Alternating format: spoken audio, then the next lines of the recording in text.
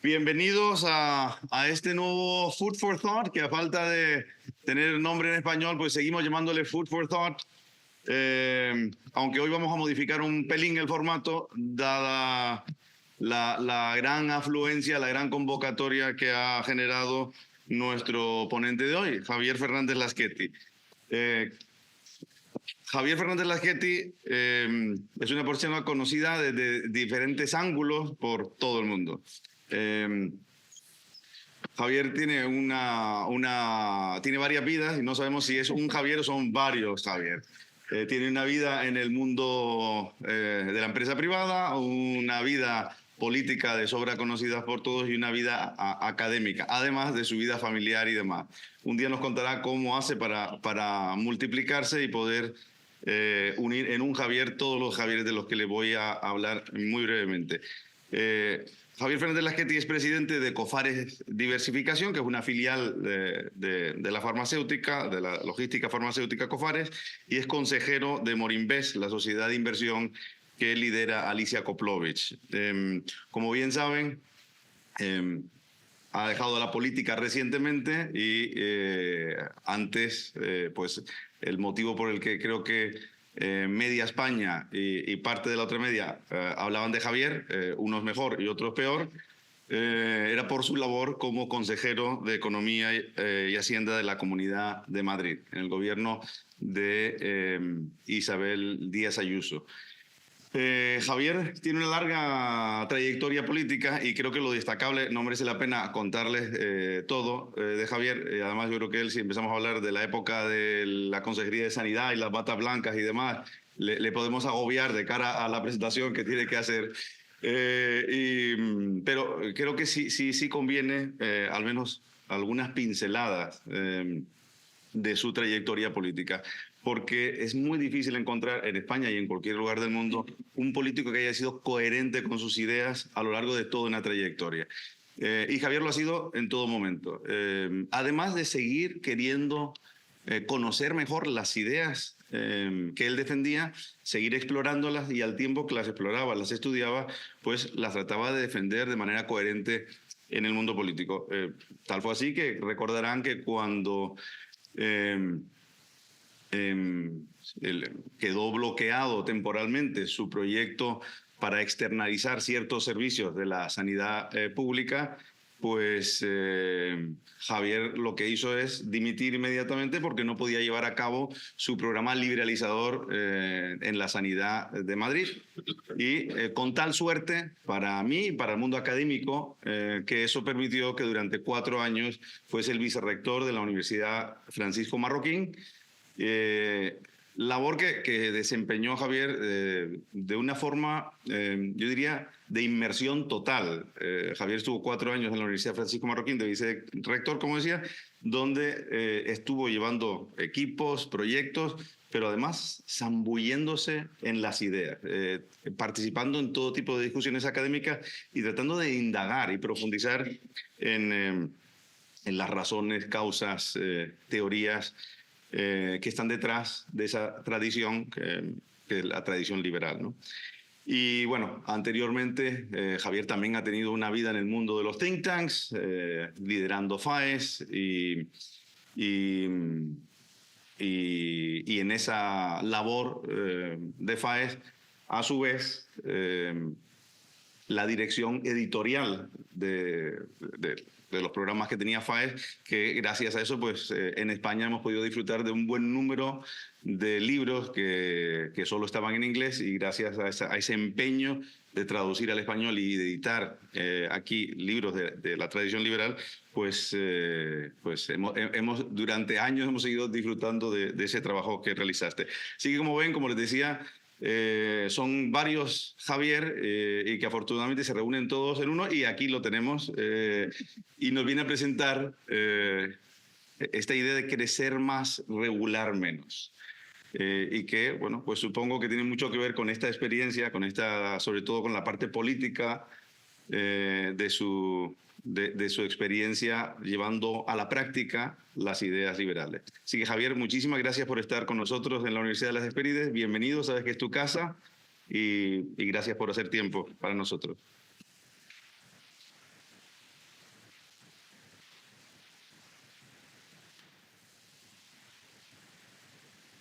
Bueno, pues muchísimas gracias. Gracias por la presentación a Gabriel Calzada, que, como es evidente, es fruto mucho más de la amistad desde hace por lo menos 16 o 17 años que tenemos que de cualquier otra cosa. Así que muchísimas gracias, Gabriel, y gracias a la Universidad de las Hespérides. Lo primero, gracias por existir. O sea, gracias que haya una universidad como esta, que lleva ya funcionando, ya viva, con alumnos desde el mes de octubre. Muchos teníamos ganas de que hubiera una universidad que se comprometiera tanto con las ideas de la libertad como lo está haciendo esta universidad, y que fuera aquí en España.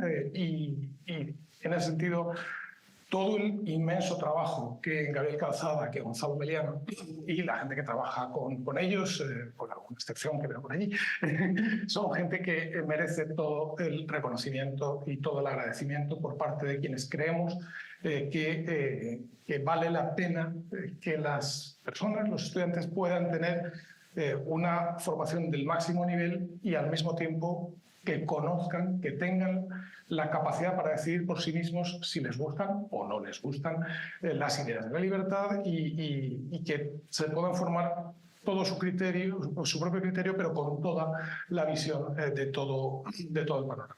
Así que enhorabuena por lo que estáis haciendo. Gracias también por convocar esta ocasión. Yo espero no enrollarme mucho. Gracias por traer incluso alumnos de toda la universidad online. Convoque a sus alumnos. Me hace sentir... pero muchísimas gracias por venir, porque hayan venido personas como Agustín Manrique de Lara, que se lo agradezco muchísimo, como Antonio Salazar, o incluso...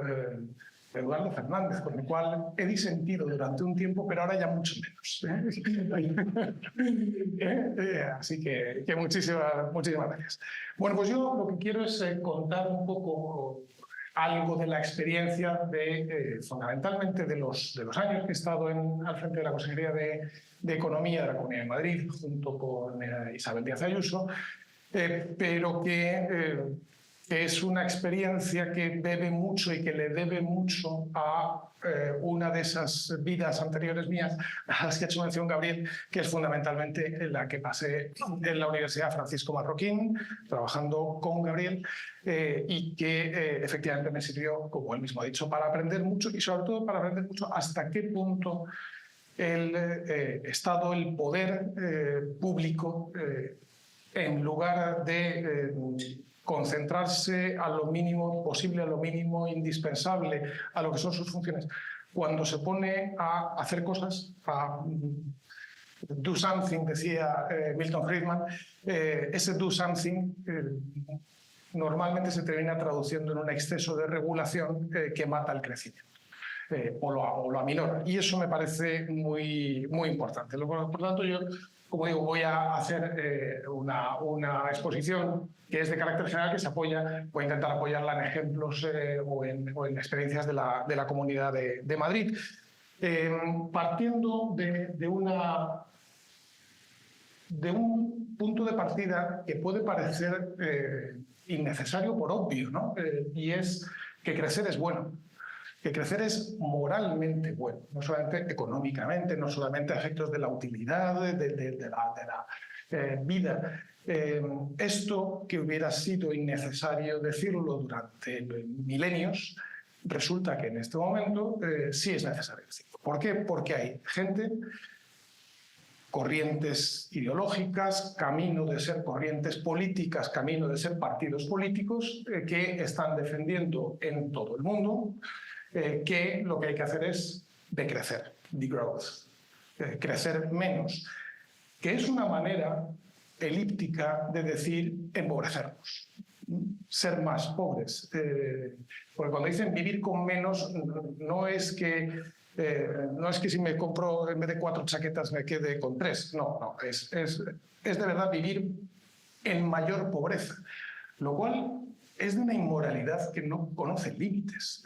Aparte de que el motivo que argumentan que suele tener que ver con cuestiones medioambientales. No entro en él, pero es radicalmente falso. Es decir, el medio ambiente, donde está bien protegido, es en las sociedades que han crecido, que han mejorado, que disponen de renta. O sea, primero el wealth y luego ya viene lo demás, ¿no? Y gracias a eso pueden permitirse cuidar el medio ambiente, que haya menos emisiones de CO2, lo que se quiera, lo que se considere en cada momento o lo que se pueda hacer. Pero pensar que a base de empobrecerse va a estar el mundo y el medio ambiente y el clima incluso en mejores condiciones, pues no, es exactamente al contrario. Y digo que es inmoral los que sostienen y abogan por el decrecimiento, que insisto mucho en ello porque es que es de estas cosas que yo me empecé a fijar en ello durante el confinamiento, cuando empieza a haber gente que desde Estados Unidos, pero también desde España e incluso desde el gobierno de la nación, decía, bueno, esto del confinamiento va a significar el hundimiento, vamos, una caída del crecimiento económico y de la actividad económica y del intercambio. Puede que no sea malo. ¿Cómo que puede que no sea malo? ¿Tú con qué derecho dices a una humanidad que solo hace, bueno, una humanidad en el campo occidental o en países como España, hasta hace 3 generaciones, lo que vivía básicamente era con frío y con hambre? Con frío en Canarias menos, pero con hambre sí, desde luego, y mucha, ¿no? O sea, Canarias es una demostración de que, como, y eso Antonio Salazar me lo ha enseñado muchas veces, cómo salen adelante un lugar que por sí mismo podría ser muy pobre, es gracias al comercio, gracias al intercambio, gracias a que personas se relacionan con otros, porque cada uno de ellos busca lo mejor para sí mismo, obviamente, y cómo lo consigue, dándole lo mejor que puede a los demás. Bueno, pues eso es lo que algunos consideran que es malo. Y yo quería dejarlo marcado desde este punto, desde ese axioma. Crecer es bueno. Lo que quiero enseñar es que crecemos más si hay menos regulación. Y pongo el ejemplo de la Comunidad de Madrid comparado con todo el conjunto de España. La Comunidad de Madrid queda muchísimo por hacer, pero se ha avanzado mucho, se han hecho cosas, luego hablaré de ellas, pero lo que sí hay es una política sostenida, continuada, consistente a lo largo de 20 años ya, desde el año 2004, finales de 2003, hasta ahora, por tanto, 20 años, de menos regulación y menos impuestos. Insisto, queda muchísimo por hacer, pero se ha avanzado mucho. Y cuando uno ve la curva de crecimiento económico nacional y de la Comunidad de Madrid, lo que ve es que Madrid, que nunca había sido la región económicamente más importante de España, nunca había tenido un crecimiento económico muy superior a la media nacional, más bien a veces en medio, no tenía desde luego la mayor renta per cápita. La mayor renta per cápita estaba en Cataluña, en el País Vasco, a veces incluso en Baleares.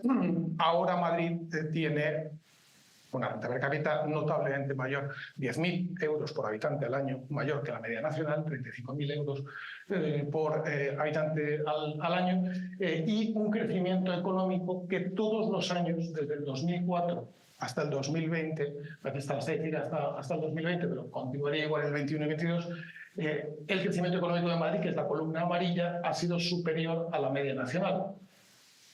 En tiempos de bonanza previos a la crisis, en tiempos de crisis, en tiempos de recuperación post-crisis, en tiempos de pandemia incluso. De manera que, si miramos el acumulado 2004-2022, el crecimiento económico de la media de toda España ha sido de 12,5 puntos nominales y el de Madrid ha sido exactamente el doble, 25 puntos. Y en eso, mi experiencia o mi manera de ver las cosas es que ha tenido que ver en alguna medida, desde luego, bajadas de impuestos, o sea, reducciones constantes de impuestos. Las últimas las anunció esta semana Isabel Díaz Ayuso, y una política de tratar de regular menos. Siempre pongo una anécdota que era una anécdota que era una realidad. Esperanza Aguirre, que fue presidenta de la Comunidad de Madrid desde el año 2003 hasta el 2012, todos los jueves, que entonces nos reuníamos en el Consejo de Gobierno a las 9 de la mañana, cuando llegábamos y nos sentábamos en nuestras sillas alrededor de la mesa del Consejo de Gobierno, empezaba la reunión diciendo que recuerden los señores consejeros que aquí no hemos venido a regular más, sino a regular menos. Así que traigan derogaciones. Y bueno, pues eso, insisto, todo lo que se podría seguir haciendo, pero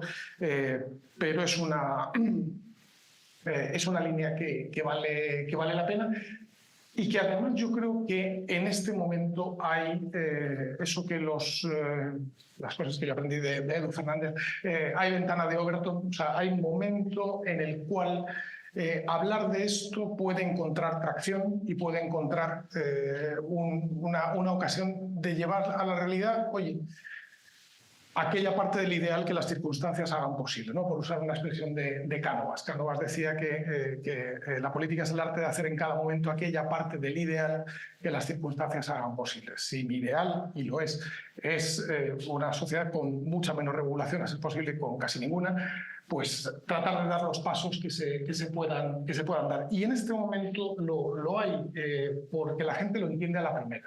Y en eso ha tenido mucho que ver la pandemia, ha tenido mucho que ver cómo todos, después de salir del confinamiento y del hundimiento económico de marzo del 2020 y los meses y años siguientes, todo el mundo ha tenido que volver a buscar a sus clientes, todo el mundo ha tenido que volver a encontrar a sus proveedores, no estaban en el mismo sitio, no hacían lo mismo, no lo podían hacer a veces o no les dejaban hacerlo, y todo el mundo ha tenido que adaptarse. Y al adaptarse todo el mundo ha tenido que chocar con una regulación que muchas veces es tan rígida, que no te permite la adaptación, no te permite la evolución.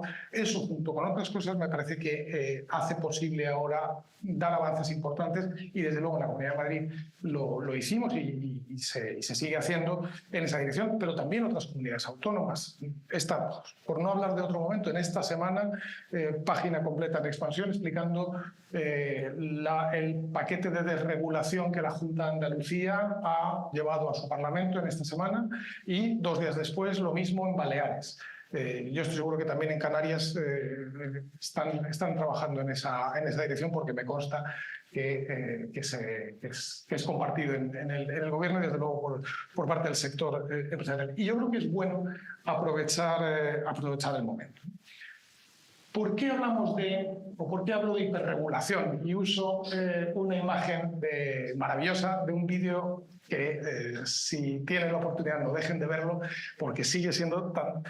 Para sacar esa imagen, volví a ver el vídeo el otro día y es maravilloso. Es de la serie de vídeos grabados y pensados por Milton Friedman a mediados de los años 70, en plena parálisis económica en los Estados Unidos y en todo el mundo occidental, los años del gran consenso socialdemócrata. Milton Friedman graba unos vídeos increíblemente buenos, divertidos, pero inteligentes, llamados Free to Choose, libertad de elegir. En España los tradujo y los presentó Pedro Schwartz.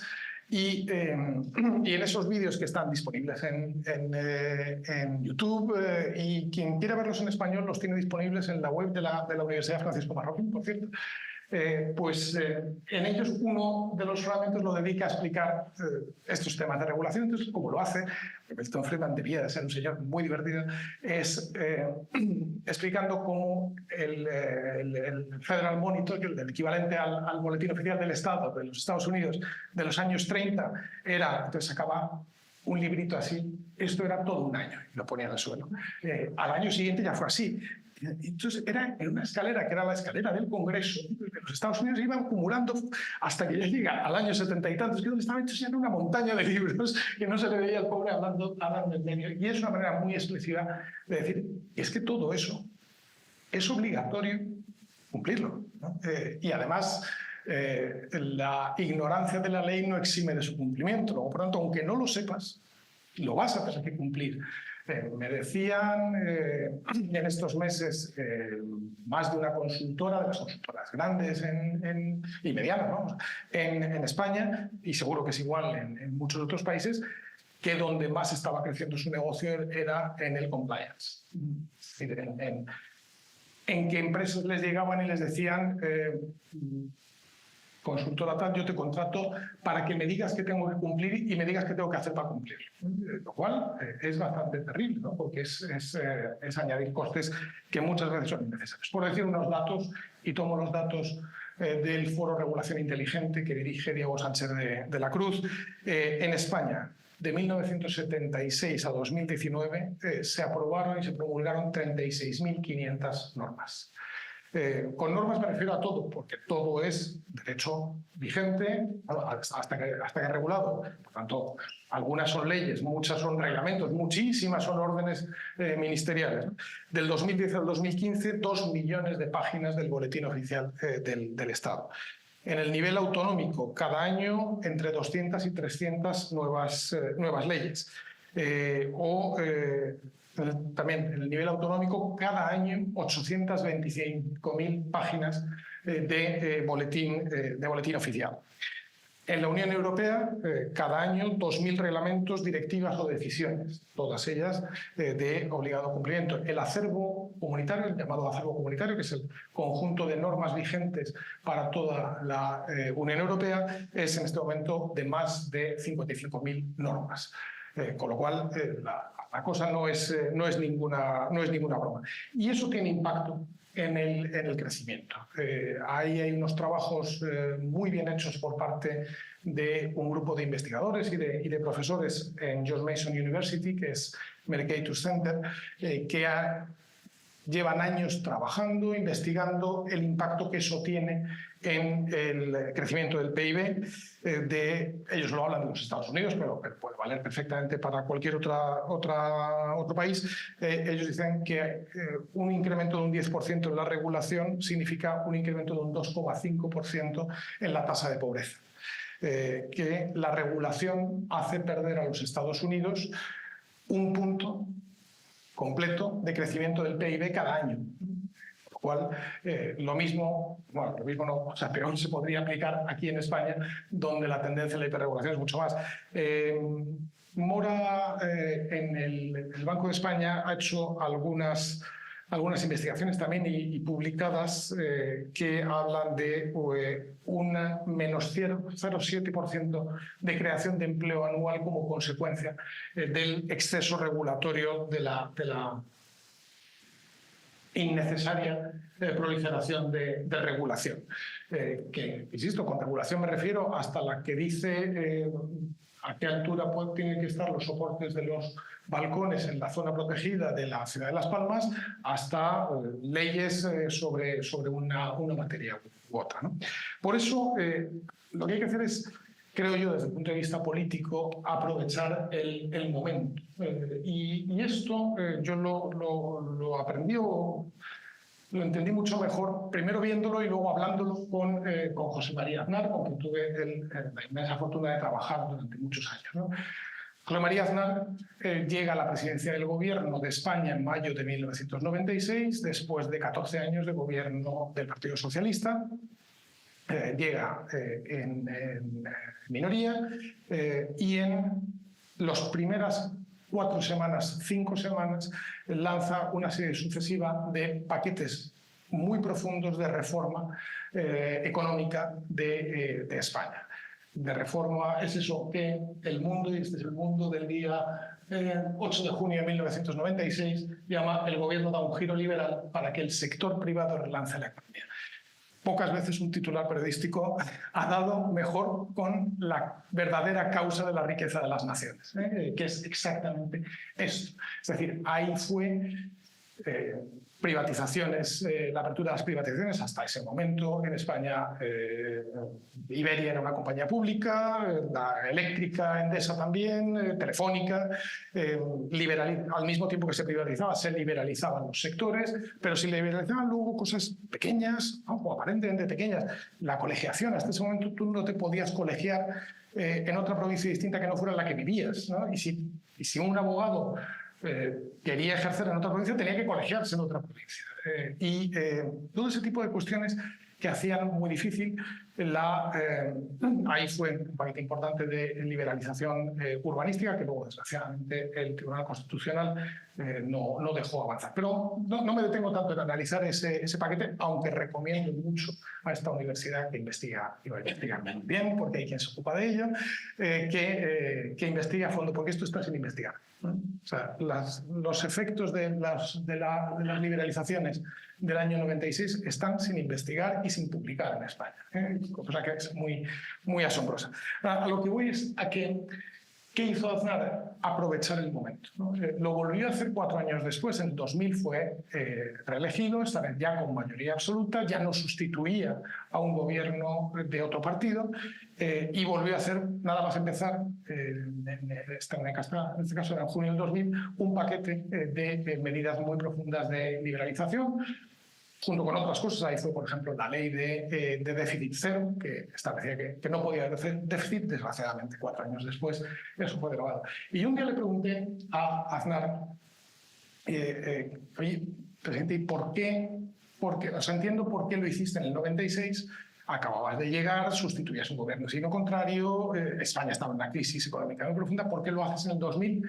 Que ya ni sustituyes a otro partido, tienes mayoría, además, económicamente en ese momento, en el 2000, España estaba creciendo como un cohete, y Aznar, con esa manera suya tan expresiva de decir las cosas, dice, hombre, está claro, antes de que los ministros que acabas de nombrar lleguen a su despacho, se sienten y todos los que tienen alrededor les digan que hacer eso es imposible. Bueno, pues exactamente. Estas cosas hay que hacerlas nada más llegar. Por eso, en ese sentido, creo que Javier Milei ha hecho muy bien. Ojalá le salga bien. Esperemos que le salga bien. Yo creo que las medidas son muy buenas, muy bien pensadas para un país muy complicado como es la Argentina. Pero una cosa que ha hecho bien, y además ha seguido la recomendación en eso de Macri, que fue el anterior presidente no peronista, que no lo hizo. Macri llegó, fue en el año 2016, si no me equivoco, y pensó que era mejor primero asentarse, dejar y ya más adelante hacer las reformas. Resultado, no pudo hacer las reformas, 4 años después perdió el gobierno y aquello fue un cataclismo, ¿no? Entonces, aprovechar eso yo creo que es muy bueno, y aprovechar este momento, creo que lo es también después del confinamiento, como decía, en el cual hemos visto algunas de las locuras más increíbles de la obsesión regulatoria, ¿no? ¿Os acordáis cómo cuando estábamos todos confinados y había empresas y gente que espontáneamente tenía maquinaria, tenía gente que sabe hacerlo y empezaba a imprimir en 3D cosas de las que se necesitaban en los hospitales, o hacer mascarillas como se podía mientras no llegaban todavía mascarillas desde fuera? Y llegaba el Ministerio de Sanidad a decir que eso no se podía hacer porque no cumplía con la regulación. ¿Pero cómo que no cumplen con la regulación si es que la gente se está muriendo y en los hospitales todavía más? Por lo cual, aprovechar el momento es bueno, y eso lo entendió muy bien Isabel Díaz Ayuso y lo quiso hacer nada más llegar en la Comunidad de Madrid. Ya entro un poquito más en nuestra experiencia, ¿verdad?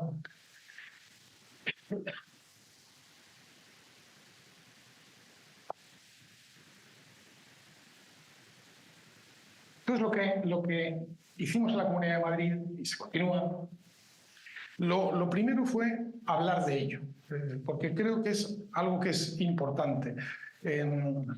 Yo creo que de todas las batallas que los liberales siempre hemos pensado, hay algunas en las que se ha hablado mucho. Yo creo que se ha convencido a mucha gente, yo creo que una mayoría, por ejemplo, de españoles, que es la de que mejor no impuestos altos, mejor impuestos bajos. Hay otra que nunca terminamos de ganar, que es la de mejor menos gasto público que más gasto público. Ahora, leer la horrible noticia de que el dato final del año pasado es que la deuda pública de España creció en 75.000 millones de euros en un solo año. Ya está en 1,57 billones de euros la deuda pública en España. Bueno, pero hay una batalla que nunca hemos dado políticamente fuerte, que es la de la regulación, y eso sí se hizo en Madrid, hablando mucho de ello, y si os fijáis, y lo sigue haciendo Isabel Díaz Ayuso, muy frecuentemente hable de lo que hable, menciona la regulación como un problema, habla de ello, lo incluye como algo que forma parte central de su política.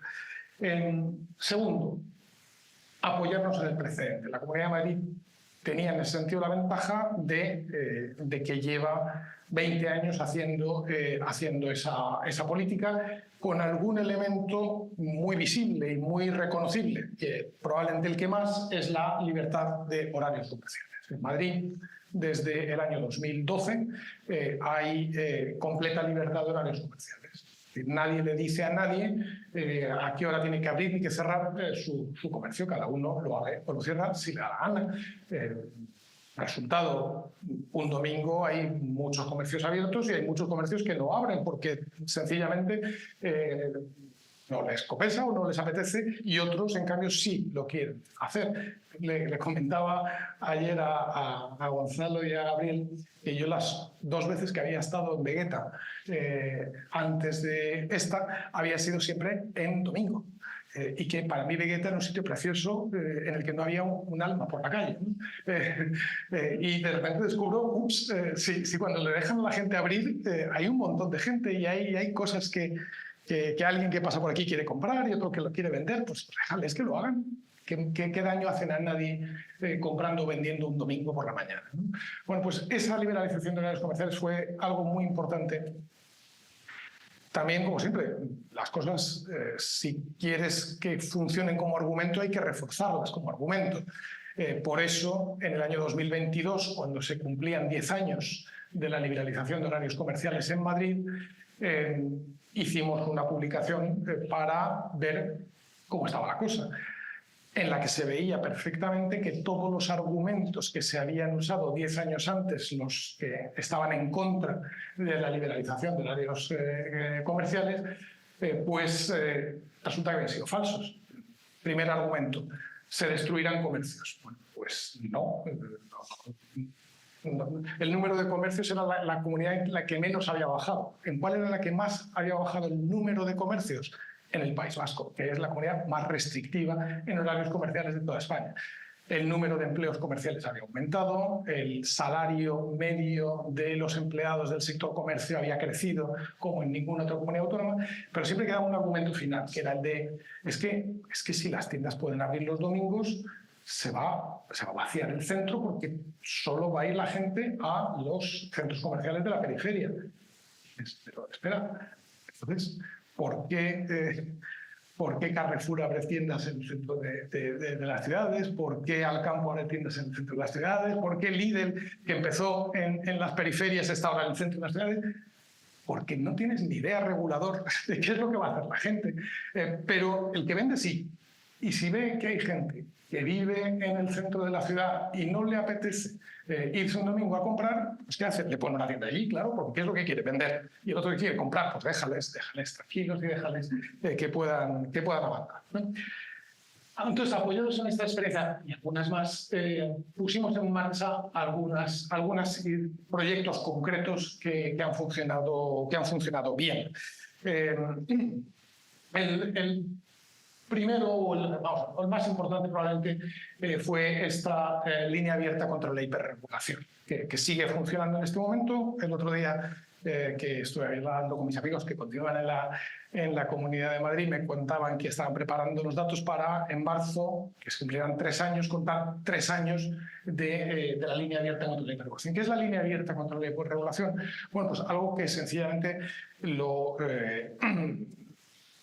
lo había visto en mis años en la Barroquín y lo estuvimos viendo, algo que se hace en otros países. En este caso vimos ejemplos del Canadá, de Alberta, de Ontario, de Australia, de Reino Unido hace unos cuantos años, que es sencillamente una ventana abierta en Internet, online, en la que si cualquiera entra y ahora mismo pone línea abierta contra la hiperregulación, Comunidad de Madrid, le lleva ahí, en la que cualquiera puede explicar que hay una regulación que cree que no debería estar, ¿no? Y con cualquiera me refiero literalmente a cualquiera, es decir, pues un individuo, puede ser una empresa, puede ser una asociación empresarial, puede ser un profesor, es decir, no se pide ningún requisito de legitimación de oiga, usted no tiene derecho a decirlo, ¿no?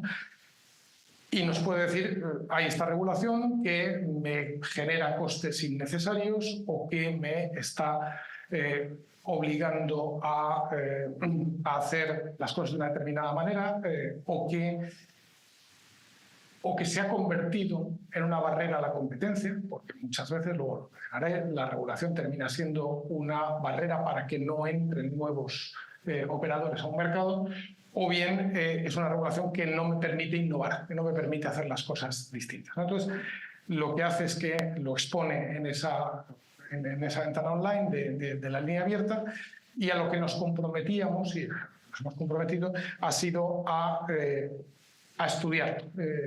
estudiarlo concretamente y estudiarlo a fondo. O sea, no nos comprometemos a darle la razón, porque a lo mejor resulta que hay una normativa europea o nacional que no te lo permite, pero sí nos comprometíamos a mirarlo en profundidad, ¿no? Y eso significó que ejemplos como, por ejemplo, una de las cadenas de cafeterías más conocidas de Madrid, la que seguro que cualquiera que haya ido a Madrid se ha tomado algo, nos dijo, mira, está prohibido abrir terrazas antes de las 11 de la mañana. ¿Por qué? Yo quería abrir terrazas para dar desayunos.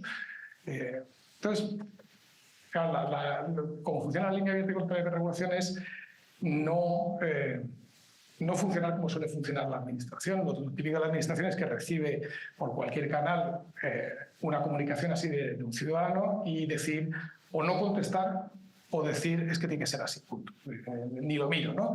No, entonces aquí, bueno, entonces fuimos a la consejería que se ocupaba de esos temas, su primera respuesta fue esa, no, es que tiene que ser así. No, espera, ¿por qué tiene que ser así? Entonces ya se pusieron a mirarlo y al final los funcionarios, los empleados públicos y los dirigentes públicos, salvo que haya una orientación ideológica, pero una vez que vencen primera resistencia, bueno, pues a veces entran y se ponen a mirarlo y se entusiasman y de repente llegan a la conclusión de que realmente no hace ninguna falta que la regulación sea así. Como consecuencia de ello, por ejemplo, en Madrid desde hace 2 años no hay una hora en la que obligatoriamente o puedes salir a una terraza para dar desayunos, cosa que está muy bien. Pero lo mismo, por ejemplo, nos presentó, y en este caso yo sí que creo que fue una asociación empresarial, porque en la Comunidad de Madrid era obligatorio en ese momento pedir licencia previa para instalar paneles solares y fotovoltaicos en las azoteas. Y bueno, pues también la primera respuesta de Medio Ambiente y Urbanismo no es que tiene que ser así. No, espera, míralo. Bueno, entonces ya descubren que es una regulación del año 90 y pocos. Claro, cuando las placas solares y fotovoltaicas estaban mucho menos desarrolladas, pesaban muchísimo más, no estaban tan ensayadas, a ver si se va a hundir una casa por una placa.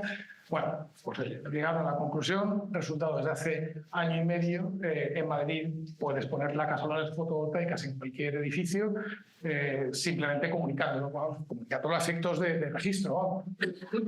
Y resultado, en este momento en Madrid hay un boom de placas solares y fotovoltaicas en casas, en oficinas o en talleres, ¿no? Y en esa línea se avanzó junto con también una revisión de la normativa ya hecha más de oficio. Resultado, 205 o derogaciones o aligeraciones de la regulación en la Comunidad de Madrid en los 2 primeros años de existencia de esta línea abierta, de los cuales 35% requirió eran de rango de ley, y igual a través del Parlamento, muy bien, pues se hace. El 78% eran mejoras regulatorias propiamente, es decir, regulación era excesiva. Un 25% era trámites burocráticos que se quitaron o se aligeraron, y esto funcionó. Junto a eso, pues otra medida muy importante fue la Ley de Mercado Abierto. La Ley de Mercado Abierto está en vigor en la Comunidad de Madrid desde hace año y medio, más o menos, y en síntesis lo que consiste es en decir aceptamos en la Comunidad de Madrid que funcione cualquiera con cualquier licencia, permiso u homologación que traiga de su comunidad autónoma de origen. Es decir, no por el hecho es decir, si tus productos son biológicos, y pongo un caso real, si tus productos han sido admitidos como ecológicos en Extremadura, pues es obvio que son igual de ecológicos en Madrid, ¿no? Pero no, hasta ahora hacía falta que las empresas hicieran una segunda verificación, o para un montón de actividades, pues desde montajes de ascensores o montajes de mucho transporte de residuos o transporte de sustancias peligrosas.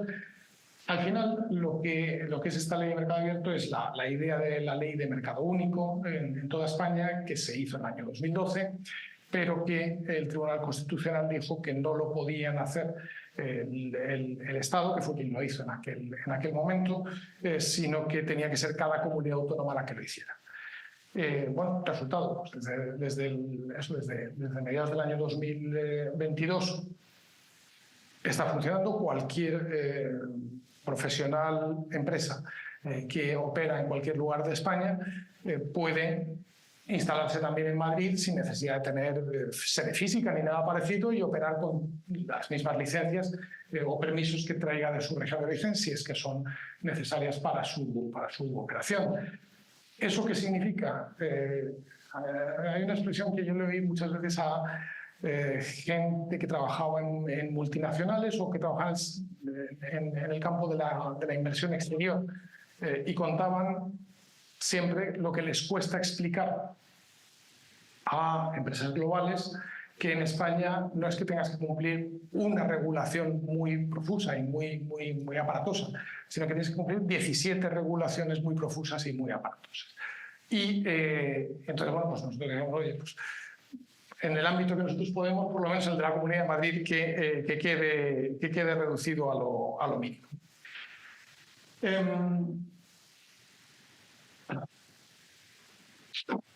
Pero esto de la hiperregulación tiene sus enemigos, ¿no? O sea, que también explican por qué hay hiperregulación, y yo creo que es bueno saberlo, porque además te permite articular mejor si quieres desarrollar una política contra eso, como hicimos en la Comunidad de Madrid. Primer enemigo, la arrogancia del intervencionista. O sea, es decir, hay personas, oye, el pensamiento es libre, muy legítimamente creen que ellos sí que saben y que los demás no saben. Yo creo que eso es una catástrofe y que se ha demostrado desastrosa en toda la historia de la humanidad, ¿no? Pero eso es creer que tú lo sabes todo, que tú tienes todo el conocimiento. Hay un paper de Friedrich Hayek, Premio Nobel de Economía, que es de los textos más deslumbrantes que se han escrito jamás, que es del uso del conocimiento en sociedad, cuya lectura recomiendo, y estoy seguro que en esta universidad se recomienda, que en unas pocas páginas explica por qué es absolutamente imposible que nadie tenga todo el conocimiento que requiere tratar de regular cómo tienen que ser las cosas. Ese conocimiento está disperso, lo tiene cada una de las personas. Hay una parte de conocimiento que es conocimiento académico, conocimiento de datos o de hechos, que ese sí está accesible en Internet, pero hay una parte del conocimiento que nadie sabe, qué prefiero yo, qué es lo que no me gusta, qué es lo que nunca haré, qué es lo que estoy deseando hacer, o qué cosas digo que me gustan pero en realidad no me gustan tanto. Y ese conocimiento, la única manera que ha generado el género humano para transmitírselo unos a otros de una manera muy rápida y muy comprensible son los precios. Es decir, si yo estoy dispuesto a desprenderme de una parte de lo que tengo es porque valoro más eso que voy a adquirir. Y si yo estoy dispuesto a desprenderme de una parte de los bienes que tengo para recibir dinero es porque valoro más el dinero que lo que tengo. Y esa es la única manera de transmitir las señales que un intervencionista, con la fatal arrogancia de la que hablaba también Hayek, cree que puede ejercer. Por tanto, una política de lucha contra la hiperregulación es también moralmente una política de humildad, es una política de reconocer que el político, que el gobernante, que el burócrata no lo sabe todo, no pretende saberlo todo y no pretende, por tanto, regularlo todo, sabiendo además que si lo hace, si regula, lo tiene que imponer. Y antes no es lo común, pero hemos visto en la humanidad hasta qué punto puede llegar un régimen intervencionista y arrogante en la imposición obligatoria de sus mandatos, de sus decretos a las personas. El segundo enemigo de la lucha contra la hiperregulación, o segundo factor que muchas veces interviene generando hiperregulación es la propia burocracia. Y es algo que se aprende muy bien o que se entiende muy bien leyendo mínimamente y comprendiendo mínimamente a la escuela de Public Choice, que también en esta universidad, pese a todo, se enseña.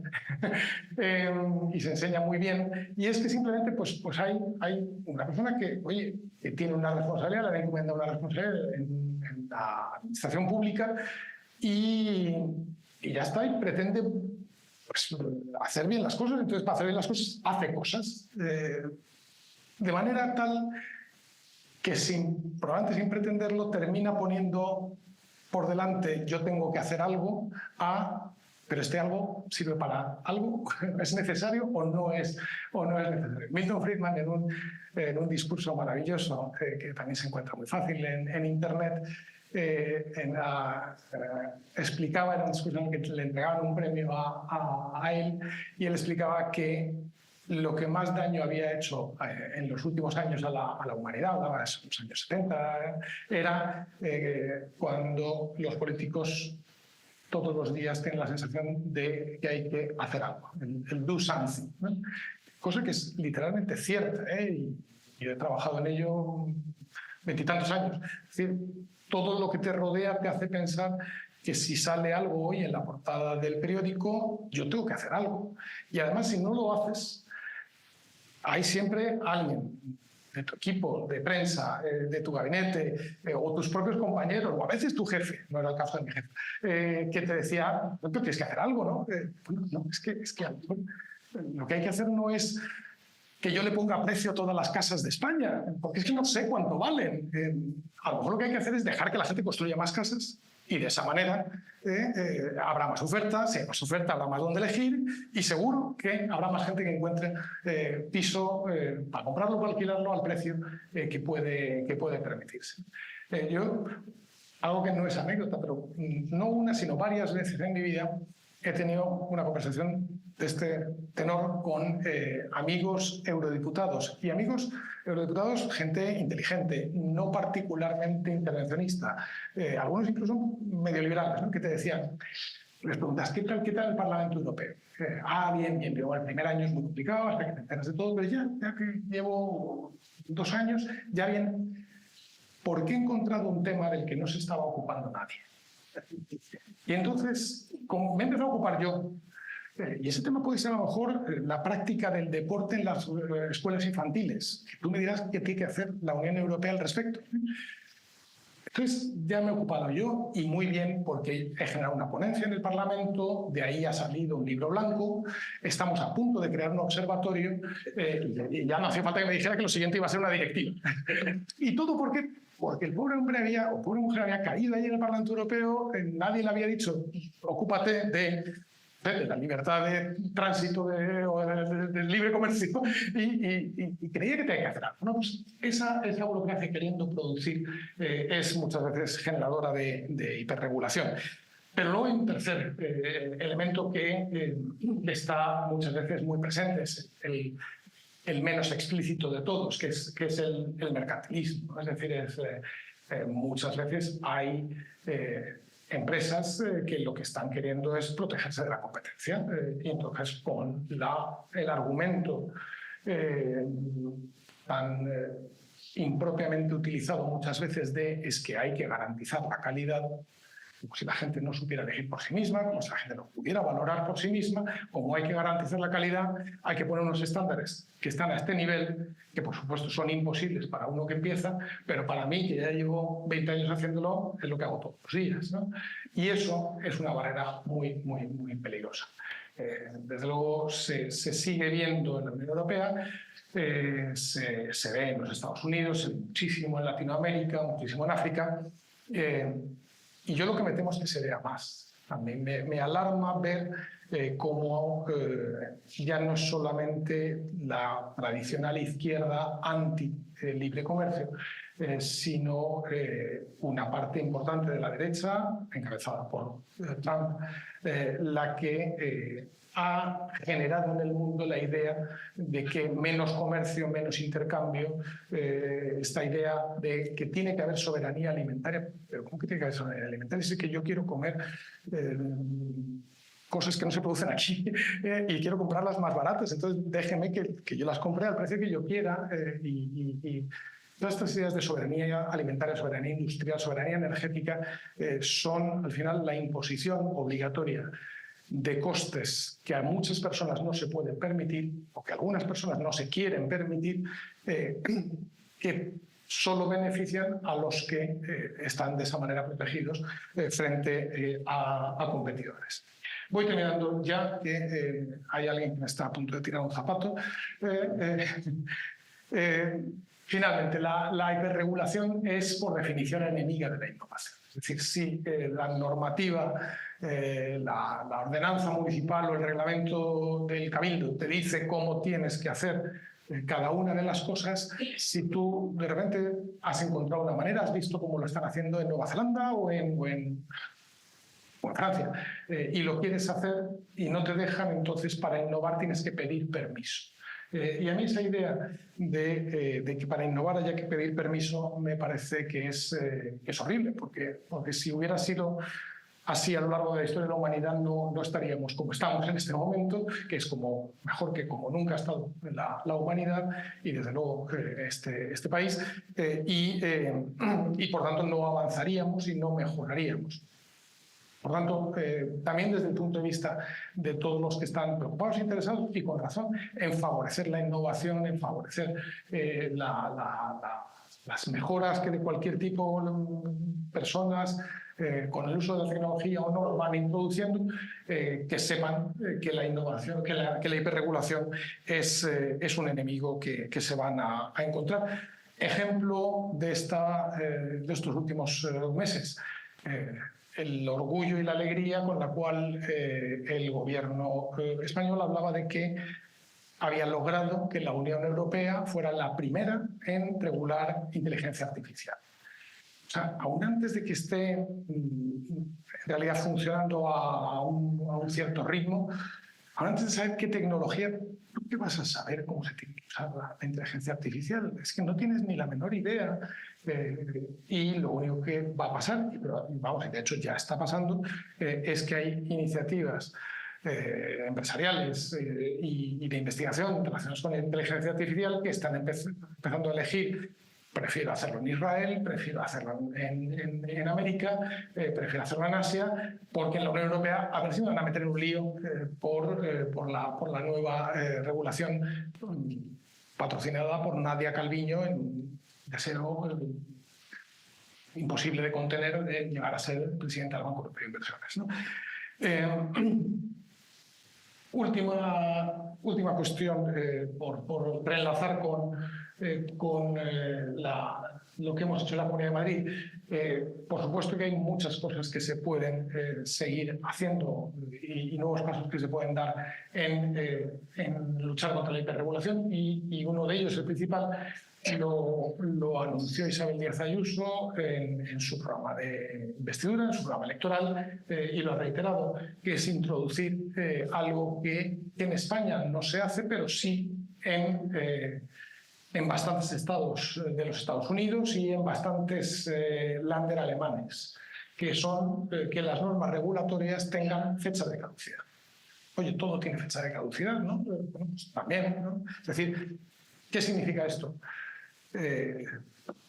Ayuntamiento de Las Palmas o Comunidad de Madrid hace una norma regulando tal cosa y le da, y a los 10 años vence, expira, se acaba su vigencia, ¿no? Automáticamente.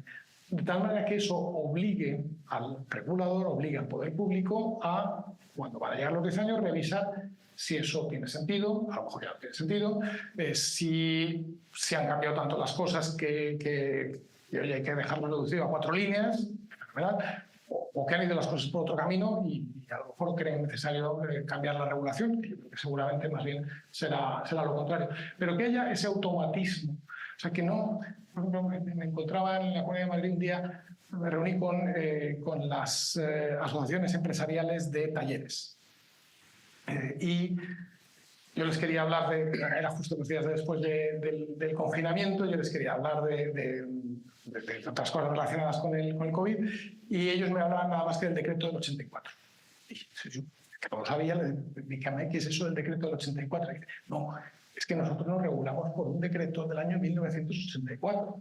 Y claro, algunas cosas se ha quedado un poquito antiguo.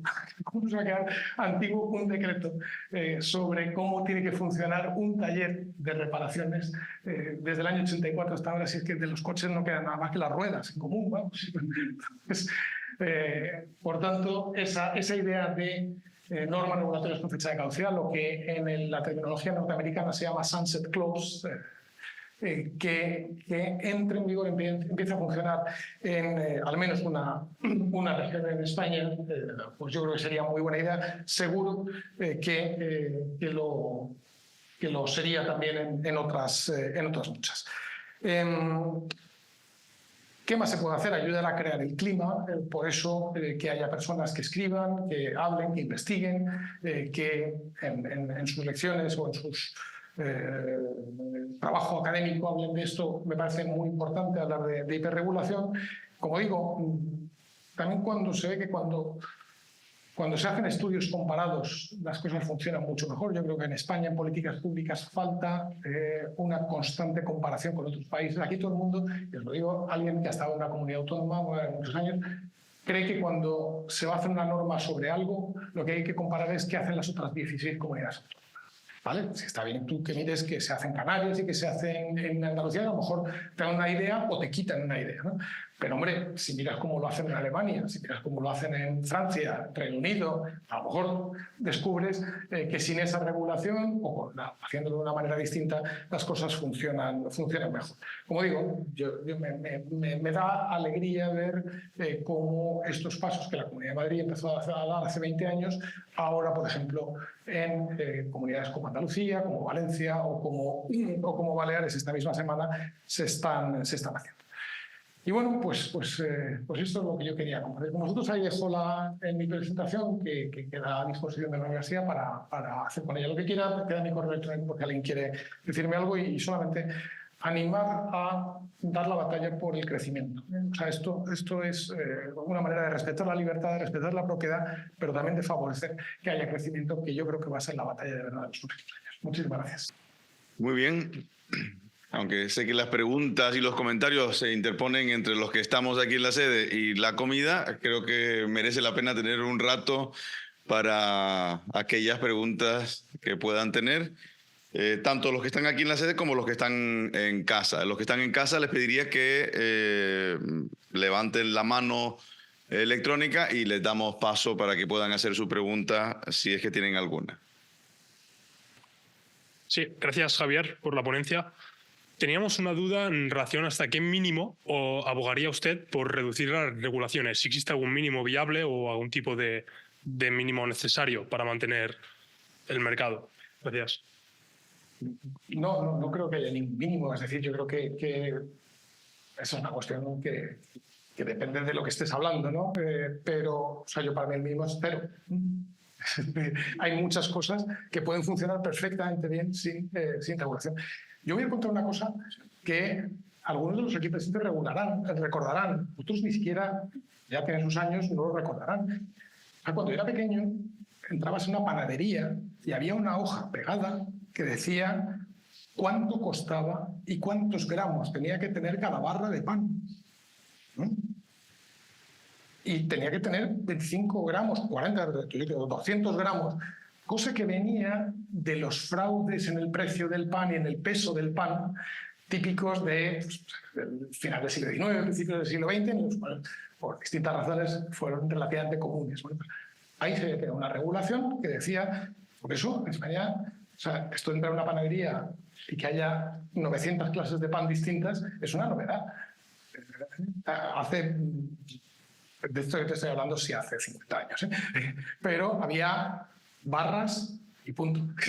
Entonces, ¿por qué alguien pensaba que si no digo yo cómo tiene que ser el pan, estos no lo van a saber hacer? Pues claro, es que sí que lo saben hacer, ¿no? Y la gente sabe distinguir perfectamente en qué sitio hacen un pan que está bien y en cuál otro, ¿no? Entonces, yo creo que no. Luego hay muchas veces se olvida que por supuesto están en vigor, como tiene que ser, las normas generales del derecho. Es decir, la estafa es estafa y ya está, y tiene sus maneras de ser extraída la responsabilidad de una estafa en el Código Civil y en el Código Penal. No necesitas hacer una normativa específica para las estafas en los zapatos, porque no vaya a ser que la gente engañe a otros con los zapatos. Oiga, si es que el engaño es punible, el engaño es indemnizable, el engaño puede ser. Con lo cual me parece que muchas veces remitiéndote a las normas generales, que esas sí me parecen necesarias, del Código Civil y del Código Penal, creo que con eso quedarían muy bien resueltas. Javier, has aludido a una escuela que es la Public Choice, la Escuela de Elección Pública, y en tus comentarios hablabas del problema del mercantilismo. Y una de las cosas que enseña esa escuela es que la posibilidad de que esas empresas, una vez se vuelven grandes, capturen al regulador y que además las regulaciones que se pasan favorezcan a unas pocas personas, de modo que el beneficio está muy concentrado y tienen unas rentas muy concentradas de esa regulación, y en cambio el costo está muy disperso, tan disperso que a lo mejor a cada ciudadano le toca a €1, ¿no? Y no te merece la pena movilizarte por €1 que pierdes, pero €1 por 50 millones de personas son 50 millones que si le tocan a 5, pues es una buena tajada, ¿no?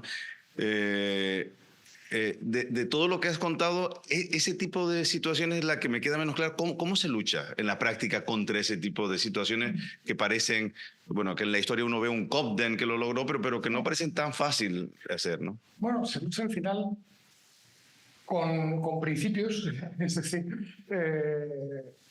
respetando la libertad, respetando la propiedad, y también se lucha viendo resultados y comparando resultados, y yo creo que se lucha también comparando con otros lugares. Insisto en lo que estaba diciendo antes, cosa que, como digo, en España se hace poquísimo. Y voy a poner un ejemplo concreto, además un ejemplo polémico, a sabiendas, ¿no? Yo he sido un firme defensor de permitir que en Madrid, ojalá fuera en toda España, pero en el campo en el que yo tenía una cierta influencia, pudiera la gente elegir si me quiero desplazar de un sitio a otro. Voy a decidir yo si me voy en taxi o me voy en Uber, o me voy en Cabify, o me voy en Bolt, o me voy como me dé la gana, ¿no? Cosa que no sucede en muchos otros lugares de España, ¿no?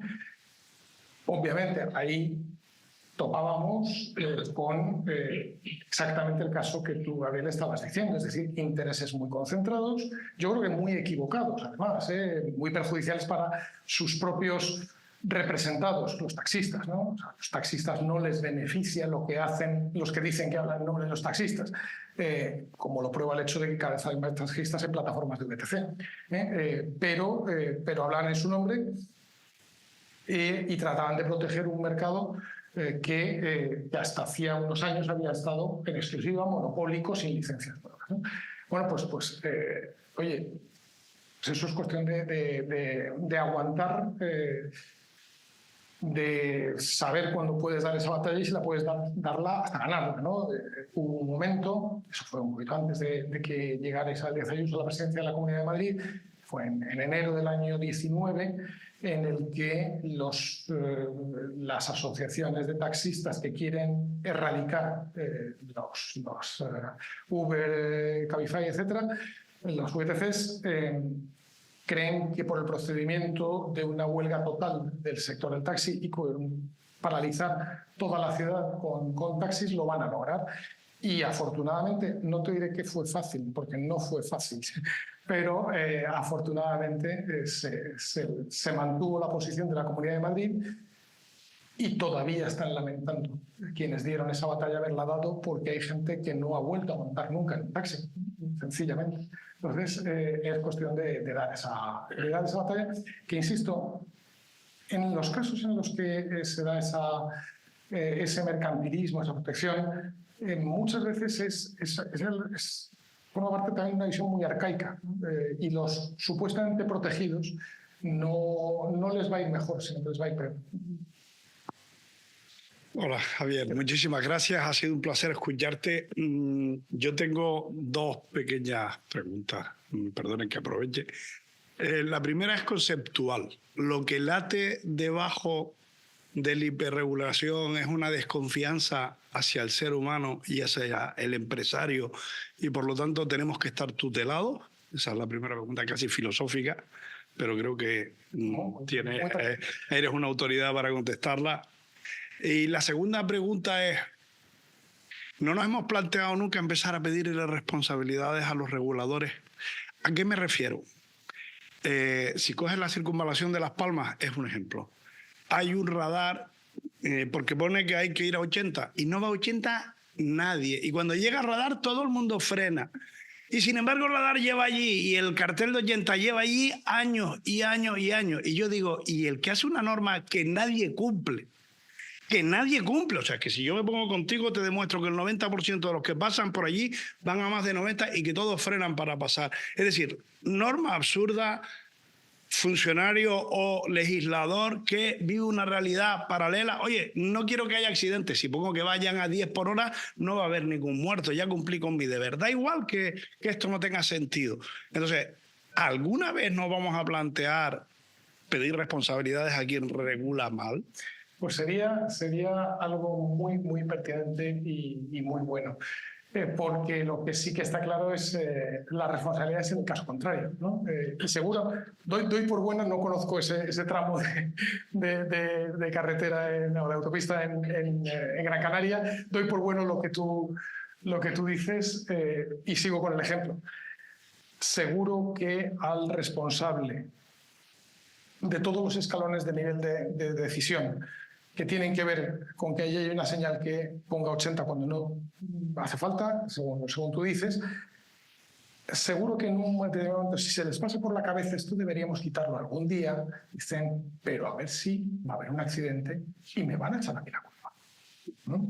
Porque además también vivimos en una sociedad en la cual la exigencia de responsabilidades, en ocasiones, es mi opinión, se ha exacerbado hasta un punto que primero pretende llegar a una sociedad de riesgo cero, cosa que no es posible que exista. La sociedad de riesgo cero es la que está muerta, porque ya en estado de cadáver ya no hay riesgo posible, ¿no? Pero que termina eso, deteniéndolo todo, ¿no? Y eso hace que el regulador, insisto, puede ser funcionario, puede ser político, diga, mira, yo mejor no me meto en un lío, ¿no? Vuelvo a Milton Friedman, aparte porque sea un autor que le tengo yo mucho aprecio, porque sobre esto escribe bien y sobre todo en ese libro, en Libertad de Elegir, en Free to Choose, el libro, bueno, lo cuento también en la serie. Friedman explica cómo a finales de los años 60 la entonces recién nacida FDA, Administración Food and Drug Administration de los Estados Unidos, estuvo a punto de no autorizar la sacarina. Pero a punto. ¿Por qué? Porque unos años antes había habido una cosa horrible llamada talidomida que produjo unos efectos pavorosos en muchos recién nacidos, y los burócratas de la FDA recién creada, en parte como consecuencia de la talidomida, para que no vuelva a pasar, pensaron, a ver si yo voy a autorizar una cosa que le eche a la gente al café y termine a la gente saliéndole un pie por la cabeza. Entonces, eso fue...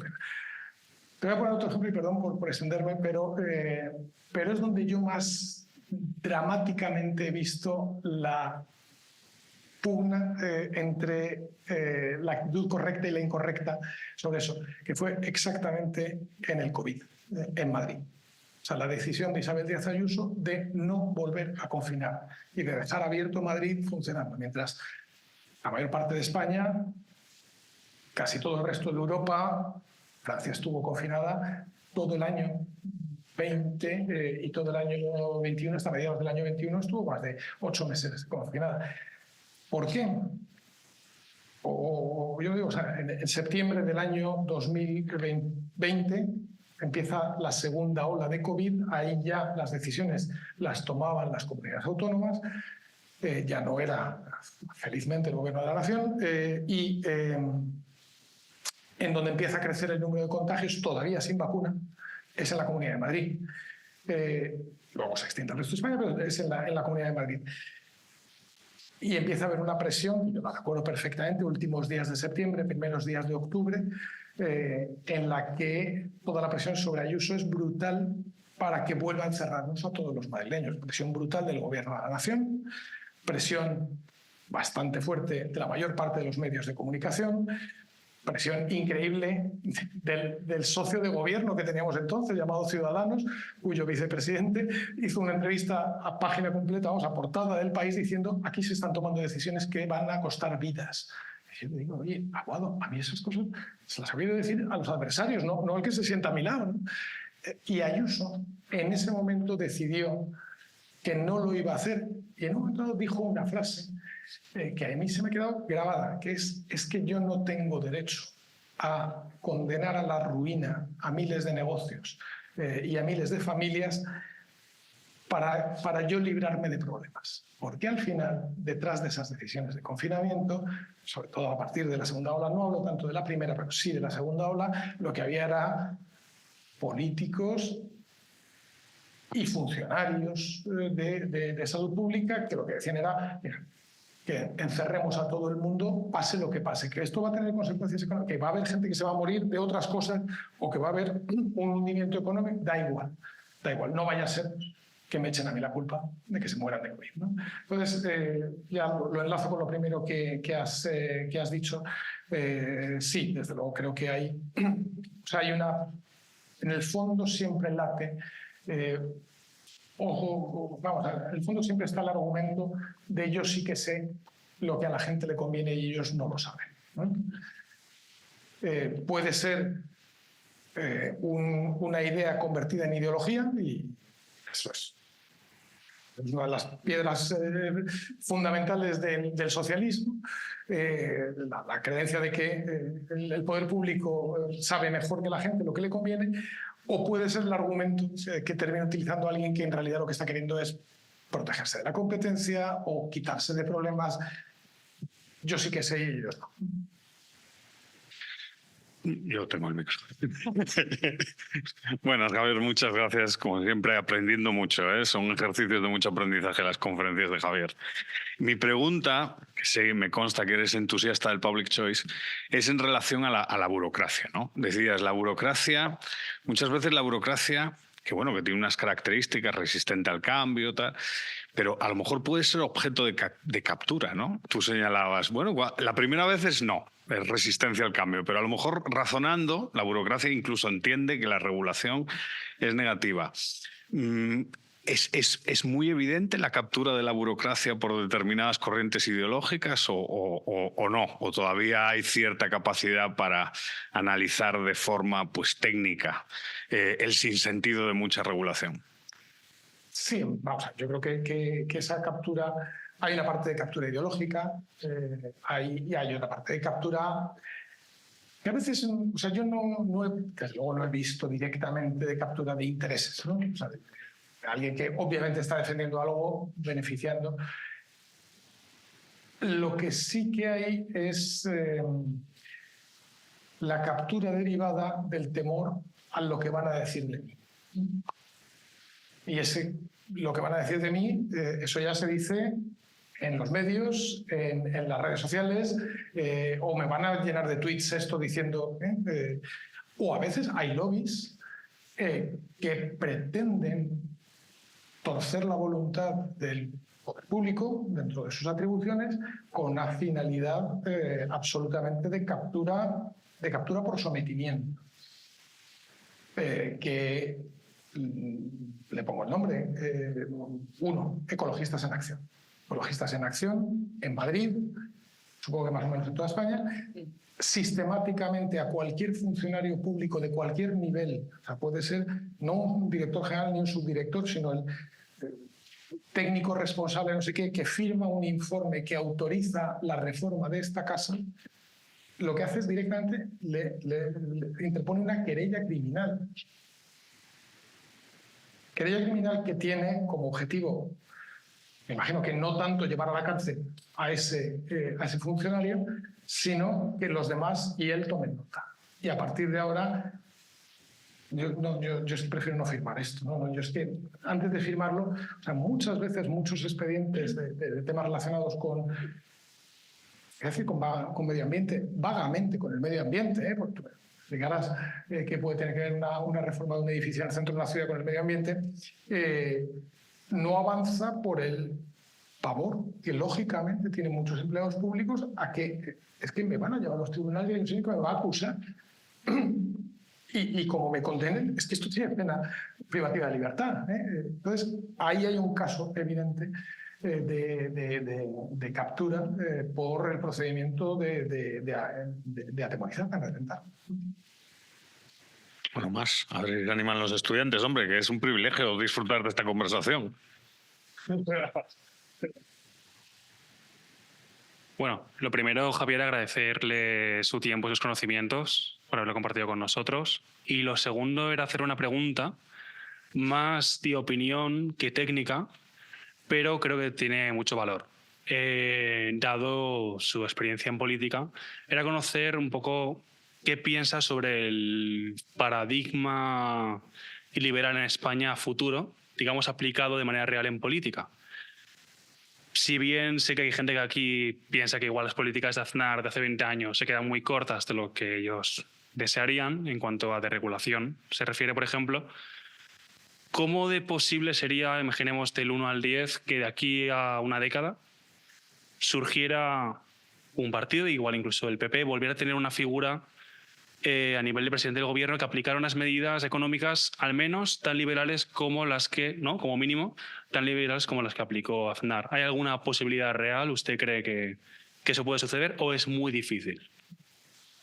Bueno, yo recuerdo que yo no estoy en política porque no quiero estar en política. Sigo teniendo mis ideas, que obviamente son las mismas que tenía hace 6 meses, pero no sé por qué no quiero entrar a intervenir, pero tú me preguntas mi opinión y yo te la voy a decir. Te he oído deslizar la palabra crear un partido. No, por Dios. No. Ya hemos visto en qué consiste esto cuando se crean más partidos. Y hemos visto la experiencia de 2 partidos que decían que eran liberales, que de liberales no tenían, pero nada. O sea, no he visto gente más compulsivamente ávida de regular cosas que la gente de Ciudadanos, y antes la de UPyD. O sea, ¿por qué? Porque porque creían que la vida se les iba en un tuit. Entonces creían que si había un tuit diciendo que qué bien. Entonces yo no creo que es así. Yo creo que sí que hay un espacio, y es un espacio creciente, es un espacio cada vez mayor.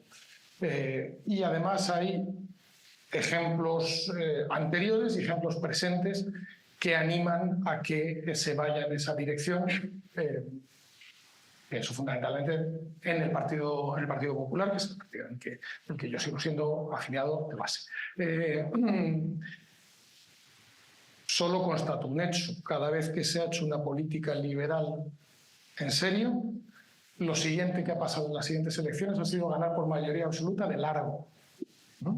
Le pasó a Aznar en el 96 y en el 2000, mejor dicho, en el 2000, su reelección. Le pasó a Esperanza Aguirre en el 2007, en el 2011 y hasta ahora. Le pasó a Ayuso ahora. Es decir, digamos, las 3 veces que se ha hecho una política liberal más marcadamente clara y evidente y explícita y no temerosa de mostrarse como tal en España desde el Partido Popular, las 3 veces ha sido generadora de entusiasmo y de atracción de gente y de convicción de gente que ha pensado este es un buen camino, ¿no? Con lo cual yo creo que ese es un camino que siempre va a ir a mejor. Yo animaría que así fuera, creo que así va en este momento y ojalá avance por esa dirección. Sí, me gustaría hacer una pregunta. Me ha encantado la conferencia, ha sido pero hay algo que me está un poco carcomiendo por dentro. Has explicado perfectamente que lo mejor en caso, sobre todo de normativa urbana, es que permitir que la gente pueda construir más. Y algo que hemos estado viendo, sobre todo mucho últimamente, es sobre el Skyline de Madrid, la cantidad de densidad poblacional que hay en las casas. ¿Qué problema? La cantidad de densidad de población que hay. Y claro, creo que el ánimo debe estar seguro que está en construir más, pero debe haber algún motivo que no permita modificar la normativa y ampliar en altura la cantidad de edificios. ¿Cuáles son los retos y el por qué no se ha cambiado esa normativa y los edificios protegidos para poder hacer que el Skyline crezca y realmente aumente la densidad poblacional? Bueno, yo lo primero que tengo que decir es que he logrado cumplir una cosa que me propuse desde que tengo noción en política. Yo me propuse terminar los años que estuviera en política sin saber ni una sola palabra de urbanismo, ¿no? Y lo he conseguido. He salido y no tengo ni idea de urbanismo. De urbanismo sé lo que me cuenta Gonzalo Mellado, que es mucho y bueno, pero no soy nada experto en urbanismo. Creo que la historia de la regulación urbanística en España, que es una regulación nacida en el franquismo, es una historia de un fracaso tras otro. Cada uno de los propósitos que quería tener o que decía defender se han visto saldados sistemáticamente por el fracaso. Ni ha conseguido hacer más accesible la vivienda, ni ha conseguido hacer más bonitas las ciudades, ni ha conseguido erradicar la corrupción. Más bien, en cada cosa el efecto ha sido el contrario. Por lo cual a mí me encantaría que alguien, después del año 54, que es la ley del suelo de Franco, porque todas las demás han sido, y un par de huevos duros encima de la ley del 54, que alguien se diera cuenta de que a lo mejor el camino es exactamente el opuesto. Me temo que eso no vendrá por parte de una buena parte de los expertos en urbanismo, que más bien lo que suelen defender es todo lo contrario. Por muchas razones, en unos casos ideológicas, en otras cosas estéticas. Hay razones estéticas que les hacen pensar que las ciudades apelmazadas que limitan con el campo, se limitan con un trigal. Hay ciudades en Madrid y aquí, ¿no? Que hay una torre que limita con un campo seco, ¿no? Es una cosa loca, ¿no? Yo creo que todo eso es una equivocación. En ese sentido, creo que sería muy bueno, y alguna vez hicimos juntos ese ejercicio, Gabriel, Gonzalo y yo, cuando yo estaba en FAES y ellos en el Instituto Juan de Mariana, de estudiar juntos. ¿Y esto cómo funciona en Alemania? y esto cómo funciona en el Reino Unido, y esto cómo funciona en Francia, y esto cómo funciona en otros sitios. Bueno, resulta, no digo que no tengan regulación, digo que no es tan loca como la española, ¿no? Oye, estamos hablando de Gambia, ¿no? Con todo respeto a Gambia, ¿no? Entonces, ¿qué ocurre en Madrid? En Madrid es cierto que se ha avanzado mucho menos de lo que a mí, por ejemplo, me ha gustado y de lo que a las propias presidentas, tanto a Aguirre como a Ayuso, les hubiera gustado en una dirección más liberalizadora. En el caso de Esperanza, porque el primer intento que hizo fue una comisión al estilo de las Royal Commission británicas, que terminó pues, más de lo mismo. Alguna anécdota muy divertida, pero no la debo reproducir con micrófono, de Esperanza y su frustración cuando descubrió. Inmediatamente después vino el hundimiento total del mercado inmobiliario del año 2007 y en ese momento pues, probablemente no era un momento como para dar una sacudida total en la revolución urbanística.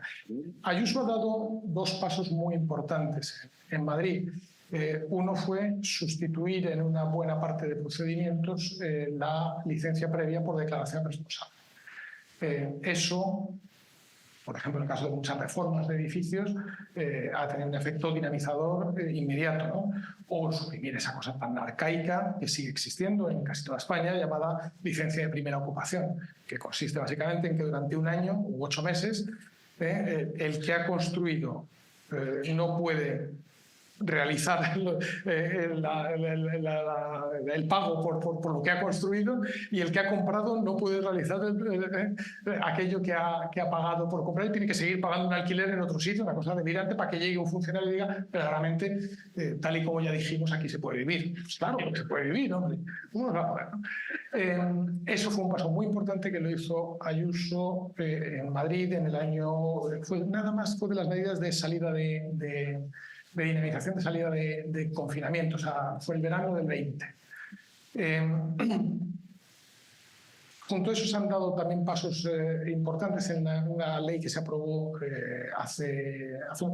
todavía en el anterior mandato, en enero del 22, del 23, que se referían a reducción de cosas que llevaban la etiqueta de exigencia medioambiental y en realidad no hacía ninguna falta, ¿no? Reformas de edificios en el centro de las ciudades, cosas parecidas, que al quitarles esas exigencias se pueden hacer de una manera mucho más mecánica. En el caso de la Comunidad de Madrid, está comprometida Isabel Díaz Ayuso en su programa electoral y en el programa de investidura en hacer una nueva ley de urbanismo. Y sobre todo con varios aspectos. De hecho, el otro día que presentó un programa de vivienda habló de ello, facilitar mucho más el cambio de usos del suelo, ¿no? En España tenemos un régimen que es absurdo, conforme al cual hay quien decide para qué se va a usar este suelo dentro de 40 años, si lo supieran. ¿Quién iba a suponer que iba a hacer falta suelo logístico? Ahora que están los operadores logísticos, los alcaldes, la gente, el que tiene terrenos, todos deseando que haya suelo logístico y muchas veces la regulación la que te lo pide, la que te obliga a hacer un procedimiento de cambio de usos del suelo que en vez de tardar años como están tardando, pues tarde meses, ¿no? Entonces, bueno, yo creo que hay pasos en esa dirección y ojalá se den más. Tenemos apenas 2 minutos más. Tenemos una pregunta desde casa, online. Luis Ascona. Luis, adelante. Hola, ¿se oye bien? Sí. Hola, y nada, felicitar por la intervención. La verdad que nos ha abierto mucho la mente, ¿no? Darte las gracias por ella, ¿no? Nada, mi pregunta muy concreta. ¿Crees que se puede eliminar esa gran cantidad de regulaciones que han llevado a cabo en Madrid? ¿Se podría hacer en Canarias? Bueno, a ver, no soy suficientemente conocedor y aunque lo fuera no tendría el atrevimiento de decir lo que tienen que hacer en Canarias. Creo que hay un gobierno mejor ahora para eso que el que había hace 6 meses. Eso también lo pienso, que ha dado pasos importantes, por ejemplo, en materia de impuestos. y que sé que algunos también en materia de regulación, y ojalá nos dé y avance más en esa materia. O sea, materia sobre ello seguro que hay. Una región tan rica como esta, con tanta creatividad, con tantas buenas empresas y con tanta gente que tiene talento para hacer miles de profesiones, de cualquier tipo, que tenga, si no me equivoco, un 20% de paro o algo parecido, pues me parece que hay algo que no funciona bien, ¿no? Y a lo mejor una parte de ello tiene que ver con la regulación. Desde luego seguro que tiene que ver con la regulación laboral, eso seguro, pero esa no es competencia. La regulación laboral no he hablado, pero es la peor de todas. Esa no es competencia de las comunidades autónomas, pero seguro que a nivel local y a nivel regional hay muchas cosas que se pueden hacer, y también desde los municipios. Y lo que me encantaría es que hubiera... no solamente aquí, por supuesto, en Canarias, en todas partes, una cierta actitud de exigencia hacia alcaldes, hacia concejales, de que, bueno, en vez de que hagas más cosas o que hagas más regulación, que quites alguna de la que hay, ¿no? Gracias. Pues Javier, gracias Luis. Tratamos de empezar puntualmente y de terminar puntualmente. Muchísimas gracias por todos estos conocimientos que ha compartido con nosotros. Ahora la conversación sigue para quienes quieran continuarla con la comida que tenemos aquí, para quienes están en la sede, a quienes están en casa, gracias por seguirnos y hasta la próxima ocasión. Muchas gracias a todos.